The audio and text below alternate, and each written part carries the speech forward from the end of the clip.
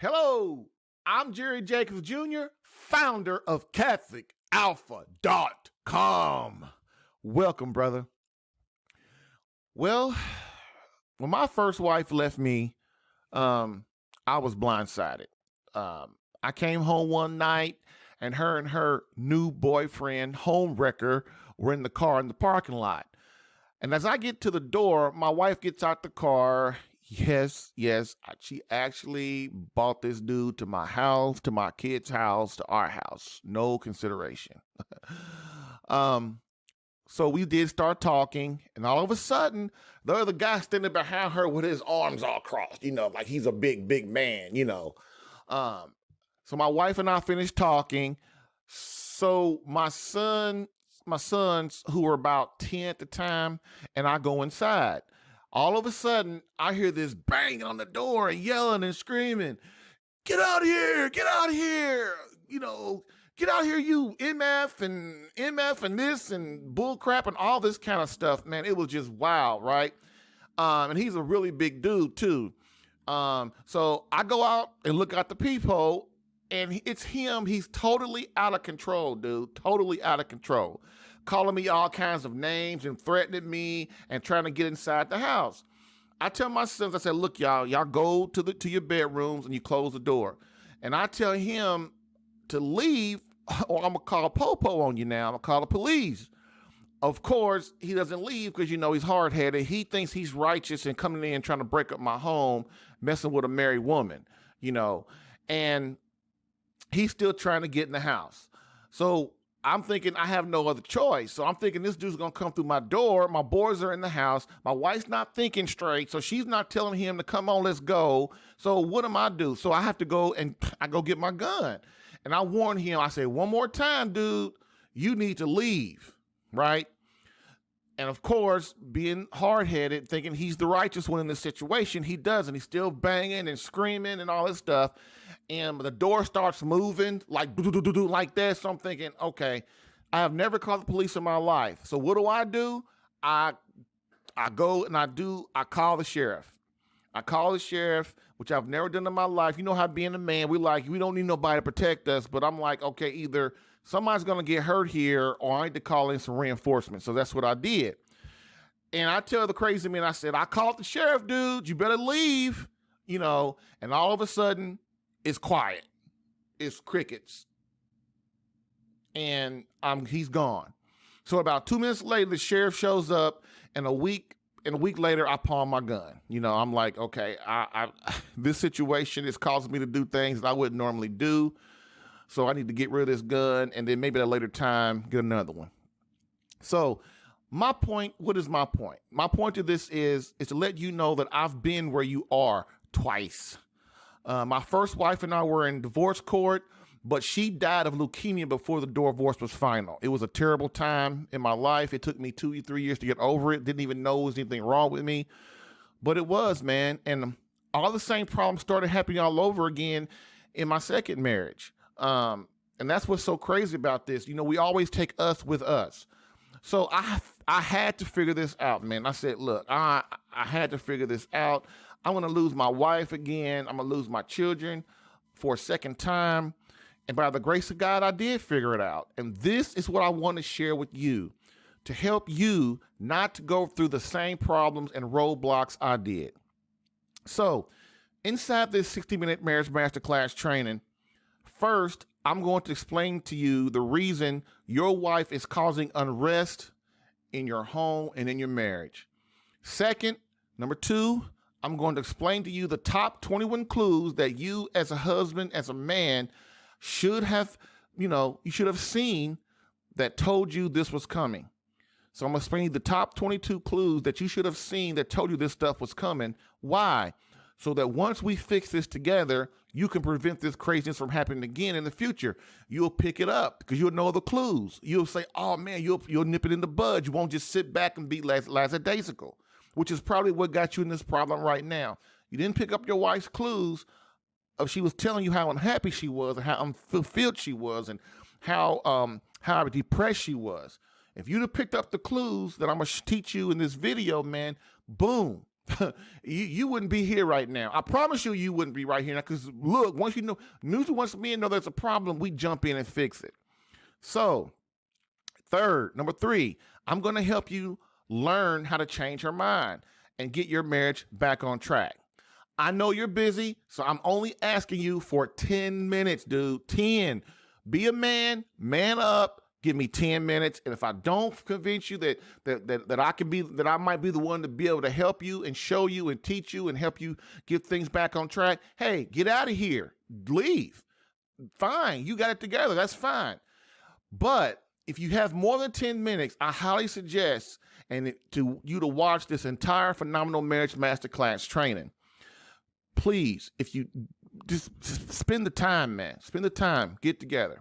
But I'm only asking for 10 minutes, okay? So I can explain to you the next step of you learning how to fix your marriage, which is what? The most important relationship in your life. Why? Because it will keep your family together and make you the man, help you make the man that God created you to be and get everything back on track. Moreover, I don't want you to have to endure the learning curve that I did. This is why I do this. I do this so that you don't have to go through the crap I did to learn what's going on, okay? I promise you, if you stick with me, man, I will teach you all you need to know to get you through this, not just for flying colors, but I can teach you how, if the worst case scenario happens in this situation, or the worst case scenario, the best case scenario happens, or the worst case scenario happens. So remember, brother, I promise, you are the key to this whole thing. You have the power to fix this. You just need a little guidance on how. So your 10 minutes starts now.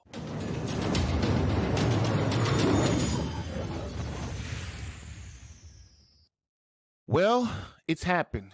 She's left or asked for a divorce. And I know you just didn't see it coming. Never in a million years would you have thought on your wedding day that eventually your marriage and life would have deteriorated so far. You did what you thought every man does to prove his love for his beloved. I know, you worked as hard as you could. You bought home the bacon and food, put the food on the table. You put a roof over your guy's head. But what did you get for it? I'll tell you what you got. A big kick in the gut. So what did you do? You do like all of us do. You go into crisis mode. You tried everything you know how, and it just hasn't worked. Many can tell you how to get a woman. I don't care if you're fat, ugly, black, white, skinny, handsome. Many can tell you how to get a woman. And any man can get a woman. But the key is not getting her, but what? Keeping her. And today, only a very few in the world actually understand how to do this. Look, brother, here's the bottom line. Your wife believes, whether true or not, that you no longer love her. And unless you can convince her that you do, she will never return. Look, my brother, you are here for honesty, so I'm going to give it to you. It's a given that both you and your beloved have faults in your marriage. But if you're honest and think back over the years, which many of us should be doing, your actions slowly and surely start to show her that you didn't think she was number one in your life. And with women, that's everything. How? Basically, she left, or I would not say she left, I would say she felt that her and your marriage were always put on the back burner. Which means what? When you put it on her and the marriage on the back burner, that means you put your job before her, you put your kids before her, you put your hobbies above her, you put your friends above her, you put your parents or siblings above her, you put the pursuit of money above her, and you no longer tried to win her heart daily. You felt something was wrong, which is really your gut telling you that something's wrong, but you just kind of ignored it. And you repeatedly kept telling yourself that you would fix it later. The problem is, sadly, later never came. And you have what you have. Basically, you began taking her and your marriage for granted. Now, whether this is true or not, the key here is you must understand this is what she is thinking in her mind. In her mind is what she's thinking. And with women, feelings are facts. One of the main reasons your wife has these feelings, no matter if wanted or not, like I said before, is because of her inhibitions. If you understand inhibitions, this will help you better understand the top 22 clues in the marriage masterclass coming up after this introduction, as well as while you're having these crazy extreme problems. The problem is, man, no one tells you how to even notice these 22 clues. Get rid of the inhibitions so your wife realizes how much you do cherish her, therefore making her happy, fulfilled, and completely secure in your love for her. And for her, that's everything. And with you as the primary cause of her newfound happiness. No one teaches you this stuff and how to get rid of inhibitions, and that's one of the main problems. So what are inhibitions? Inhibitions are basically past pains that your beloved has endured her entire life, even before she even met you and married you, that keep her from fully letting down all of her walls towards you. And I'm sure you've noticed it over the years, especially right now. It's a true fact if you look at it. The key is you must understand as her husband how to deal with all the pain, or your marriage will eventually fail. It just will, or be a marriage just surviving and never thriving. Some examples of built-up pain and misery may be a woman was raped, she was abused in some way, either as an adult or as a kid. Her mother was not home. Her mother was not around the home. She had an absentee father, or her parents may have been divorced. All the failed past sexual relationships. Now, this is a big one. I'm going to say that one again. All the failed past sexual relationships that she had before she met you and before she got married. That's a huge cause. The death of a loved one. Her fear that you don't love her, and that fear basically manifesting into you will eventually leave her. Please try to understand what I'm saying, man. This is big boy stuff. All of the current arguing and pain in your marriage as well. Some examples of the effects of inhibitions in your wife are what? So these are just some examples. I have many more, but I only got time to go into a few. Some of the examples of inhibitions in your wife, which you probably have already noticed, is feelings of depression all the time. Feelings of emptiness inside her. She feels empty. No matter what you do as her husband, she doesn't trust you. Your marriage lacks a feeling of vulnerability by you and your wife towards each other. Complete selfishness and focus on self. Different degrees of anger towards you and the children. And this one's a big one because it affects you the most. Extreme disrespect and frustration towards you, her husband, and many more, like I said. Again, brother, you've tried everything you know, and it hasn't worked. Why? Because no one knows how to fix this. And if they did know, they don't have a step-by-step system to teach you. I will tell you this. You are the key to this whole deal. You are the key to this whole deal. But you can't do without the proper help and guidance. So this is where I come in. I can help you.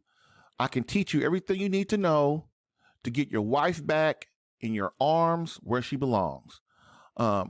Again, time for truth, though.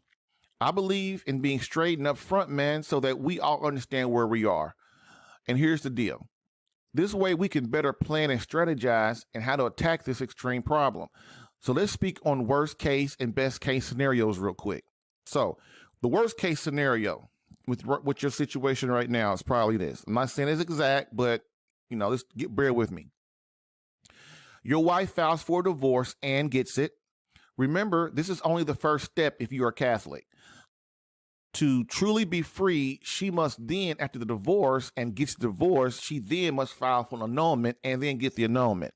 Remember, both of these actions take a long time and a lot of money and resources.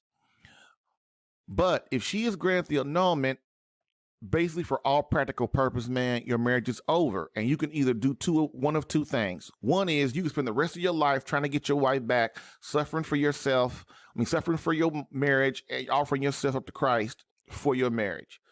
Or, which is quite possible, if they get a divorce or whatever, you might get her back. I mean, divorced people remarry all the time. So this is not out of the realm. They remarry all the time. Or two, you can decide to move on with your life and seek another companion. So that's not two, that's still part of one. So basically, your wife can file for divorce, and if she gets it, she gets the annulment. She applies for annulment, she gets the annulment. Basically, from there, your marriage is basically over in the eyes of God and the state. So you can either do, like I said, you can either continue on trying to get her back, because divorced people get married all the time, or you can decide to go and find another companion, date again, court again, or whatever you'd like to do, with no consequences. But the best case, so here's the best case scenario. Now, the best case scenario is your wife comes back and you two patch things up and have a great marriage the rest of your life. So those are the two case scenarios, the best case and the worst case. The good thing is the marriage master plan prepares you for both of these scenarios. But let me ask this question to you first. This is a vital question that you must consider, really. So please try to listen to what I'm going to say. Let's say your wife does call you back. Let's say she called you back like right now and said she loved you and that she is sorry and wants to come back home and make things work. You're going to be ecstatic, right? Of course you are. But here's my question. Would you understand how to keep her from wanting to eventually leave again? Crickets, right? Also, would you understand how to keep her happy so that she don't want to leave again? Would you understand how to get her to allow you to lead your family and become the husband she needs? This is critical. Right now, are you totally and actually ready for this? If she wanted to come back today, are you ready to keep her? Can you keep her in that home not wanting to leave again? Hey, if you ready, great. Close this video, brother, and leave now because you don't need me. But if you aren't ready and are desperate to learn, take my offer of mentorship and schedule a call with me now.